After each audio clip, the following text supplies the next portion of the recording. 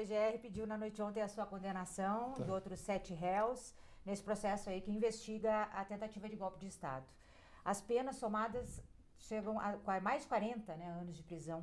Qual será a sua estratégia de defesa, presidente? Olha, você falou 5 crimes. Imagine você multado agora no Rio de Janeiro. Você não está lá. 2 crimes são relacionados à depredação de patrimônio. Eu estava nos Estados Unidos. Eu não estava aqui. É uma coisa que eu tenho até vergonha de falar. Eu tenho vergonha de ver que o PGR botou isso como crime meu. Daí tem mais. Liderar organização criminosa armada. Ué, o que aconteceu? Eu era chefe supremo das Forças Armadas. As Forças Armadas foram para a rua? O 8 de janeiro foi uma tentativa de golpe de Estado? O próprio atual ministro da Defesa disse que não foi. Outros 2 ex-ministros, como Aldo Rebelo e Nelson Jobim, também falou que não foi. Sarney também falou que não foi. Qualquer uma pessoa minimamente inteirada no assunto vê que aquilo foi uma baderna que saiu do controle. Agora, por que quase 200 câmeras sumiram do Ministério da Justiça de Flávio Dino? Porque provaria que o quebra-quebra foi antes da turma que estava lá no acampamento chegar aqui. Então você vê aqui, tentativa de abolição violenta do Estado Democrático de Direito, golpe de Estado, liderar organização criminosa armada. Não teve arma. Se você pegar as polícias legislativas da Câmara e do Senado, nenhuma arma foi apreendida. Quer dizer, uma denúncia que é difícil você defender. É quase você se defender, por exemplo, de uma acusação de ter matado um marciano. E nem o corpo do marciano estava ali. Ou seja, mais do que minha vida foi revirada, até sobre baleias me investigaram. Joias, cartão de vacina, comprar 101 imóveis com dinheiro vivo no Vale do Ribeira. As acusações mais absurdas, todas foram desfeitas. Sobrou a fumaça da tentativa de golpe. Não luta pelo voto impresso é desde 2012. Eu aprovei uma emenda a um projeto de lei que tratava de eleições por voto impresso. Eu fui convidado pelo ministro Fux, ou eu pedi audiência com ele, não me lembro, e fui conversar sobre eleições com voto impresso para 2018. O TSE chegou a comprar urnas, fazer licitação. Depois o Supremo falou que era inconstitucional. Então é inconstitucional na Venezuela agora, que também tem voto impresso. É inconstitucional no Paraguai, também tem o voto impresso. E quando você vê aqui, a segunda inelegibilidade minha, ou melhor, a primeira, o abuso de poder político, foi porque eu critiquei as urnas. Quem entrou com a ação? Foi o Carlos Lupe. O que o Carlos Lupe disse há pouco tempo, em 2018, se não me engano, nas inserções de horário eleitoral gratuito. Carlos Lupe, esse cidadão aqui. Sem a impressão do voto, não há possibilidade de recontagem. Sem recontagem, a fraude impera. Carlos Lupe. Então, o próprio Flávio Dino já criticou a urna eletrônica. Vários parlamentares criticaram, apresentaram projetos. Nós derrubamos o veto, a Dilma Rousseff vetou o meu voto impresso. Nós derrubamos o veto com voto, inclusive, de petistas. Mas o PGR, na denúncia que ele faz, o Paulo Gonet, ele diz no pedido, na denúncia não, desculpa, no pedido de condenação, que o senhor alimentou diretamente a insatisfação e o caos social depois de perder as eleições em 2022 e que não reconheceu essa derrota de forma clara e dessa forma teria mantido os seus apoiadores em estado de mobilização, o que levou ao 8 de janeiro. O que o senhor acha? Eu quero uma imagem, uma matéria na imprensa, eu fazendo críticas contundentes, em novembro e dezembro de 22. Não tem. Não tem. O senhor reputa, agora, eu queria que eu... Olha só. Mobilização. Não, olha só. O pessoal foi para os quartéis pelo Brasil. Adesão minha. É melhor ficar lá do que ficar na rua. Lá estão protegidos. Tanto é que lá não tivemos problema nenhum.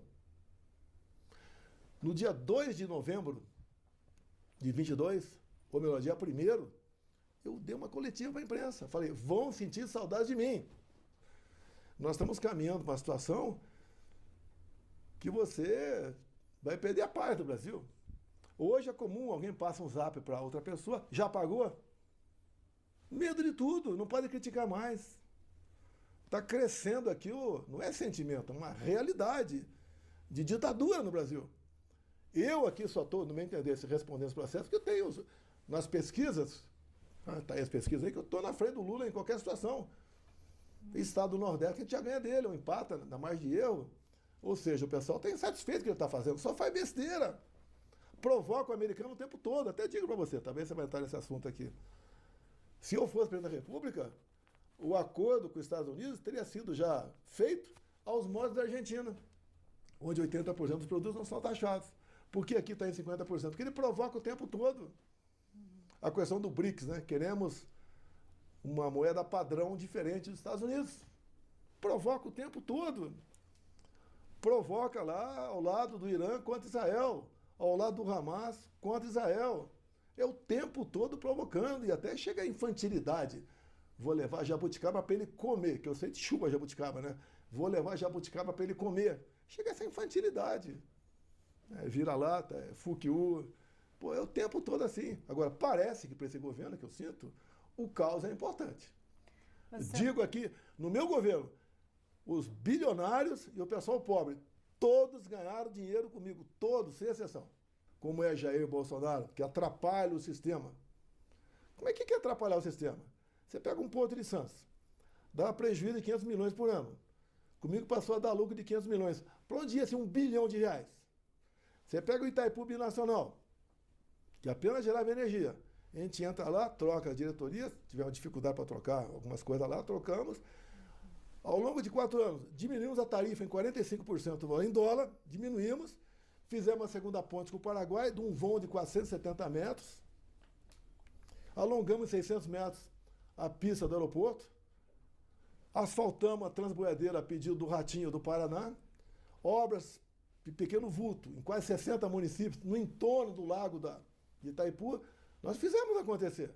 Para onde ia essa grana? E você vai em todos os estatais. Correios. Foi superavitário comigo em 4 anos, mas você vê no último está em vermelho, né? Por que está em vermelho? Estava azul, está em vermelho. Porque o ano passado, 24, a diretoria dos Correios resolveu reconhecer uma dívida que estava em disputa judicial. E pagou R$1 bilhão para o escritório de advocacias que estava lá entre os advogados, a esposa do presidente dos Correios. Então pegou esse 1 bi negativo de 2024, jogou no balanço de 22, daí deu negativo. Eu tinha conversado com o presidente dos Correios, é possível nós diminuirmos a dívida dos funcionários dos Correios com seus fundos de pensões? Porque o fundo de pensão que nós pegamos foi roubado pela administração do PT lá atrás.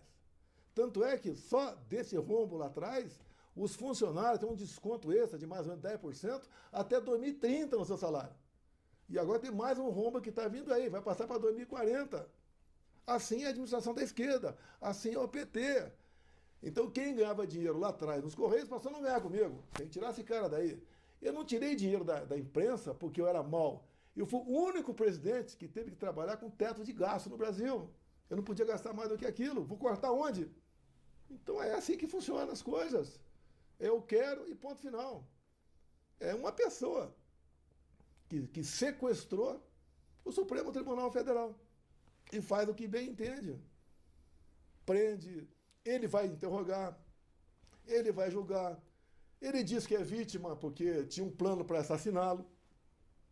Agora, a pessoa que pegaram esse plano, chamado Punhal Verde e Amarelo, não foi ouvida até hoje. Então interessa para o relator e para o PGR aquela narrativa. Tinha um plano para nos matar. Se você ler as 2 páginas e meia, você cai para trás, é uma coisa ridícula. Ninguém faz um plano para matar ninguém e bota no papel. E aquela besteira que está no papel. Mas fica a narrativa que tinha um plano para executá-lo. Olha, menospreza os forças especiais no Brasil. São pessoas extremamente preparadas para qualquer coisa. E não são bandidos. E não pertencem a nenhuma organização criminosa. E são o tempo todo taxados disso.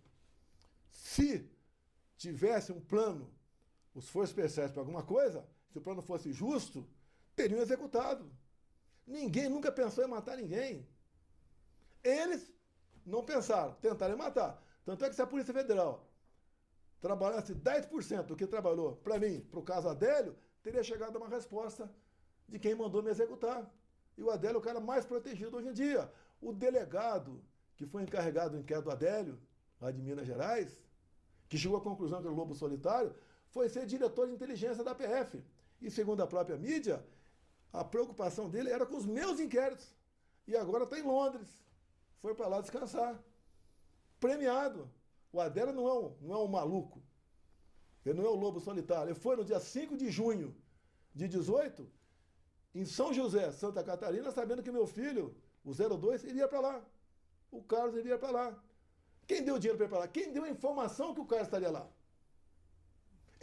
Alguém tentou entrar na Câmara dos Deputados com um documento falso do Adélio. O funcionário da Câmara anotou e aumentou o CPF que não tinha. E fica por isso mesmo.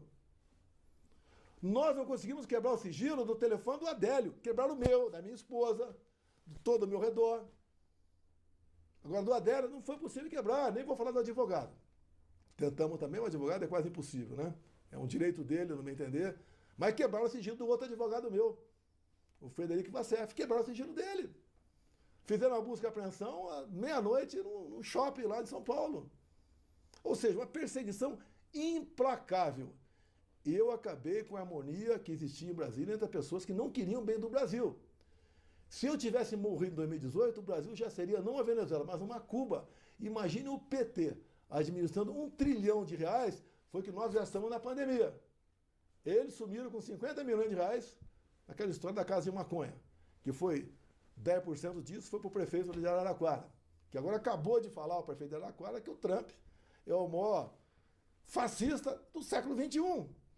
É só provocação, narrativas. Eu tenho que me defender do que eu não fiz. Eu tenho que provar que sou inocente, não eles provar que eu sou culpado. E, presidente, o que significaria para o senhor ser preso? Estar na prisão? Eu jamais passou na minha cabeça que eu não sou bandido.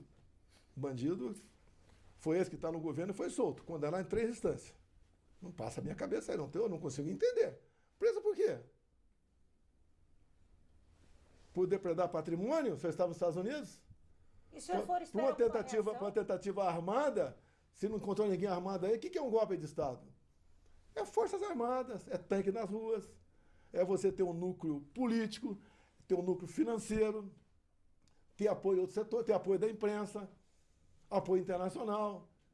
Isso é um golpe. Nada foi sequer pensado, não é cogitado, pensado. E se fosse pensado, como não começou nada, não tem crime. Pô, não. O senhor espera alguma reação dos seus aliados políticos? O que o senhor imagina no caso de uma eventualidade de prisão ou de uma continuidade desse processo? Eu não posso falar sobre isso, né? Cada um faz o que se manifesta. Vários parlamentares foram falar comigo hoje, gravaram vídeo, tá certo? É o que a gente está fazendo. É uma tremenda injustiça. Se eu tivesse feito um governo de corruptos, eu estaria com bilhões no bolso em liberdade, agora sem problema nenhum. O que aconteceu com o Carlos Lupe no dia de ontem no Supremo Tribunal Federal? A roubalheira dos velhos INSS foi equivalente. O Carlos Lupe está fora do processo. No meu entender, de que vale uma CPMI agora, ou CPI no Congresso? Não vale para mais nada. Se o chefe, o ministro do INSS, né, da Previdência, já foi arquivado a ação contra ele, ele vai dar risada. É esse mesmo que eu mostrei para vocês aqui. O senhor acha que então não vale a pena fazer essa CPMI agora? Eu acho que não. Eu acho que não. Até porque o que o governo geralmente faz? Geralmente é equilibrado ali. Ele convence mais um ou outro a só atacar o outro lado. Daqui a pouco vou botar na minha conta. Como estão tentando botar na minha conta o roubo dos velhinhos. Eu roubei dos velhinhos para dar para o irmão do Lula. Eu nunca recebi um sindicalista no meu gabinete. Nunca recebi um deputado do PT no meu gabinete. Até se ele quisesse falar comigo, eu conversaria com eles. Mas nunca pediram para falar comigo. Agora, eu fraudei o INSS. Se nós começamos em janeiro de 19, uma medida provisória para exatamente evitar que tudo isso acontecesse.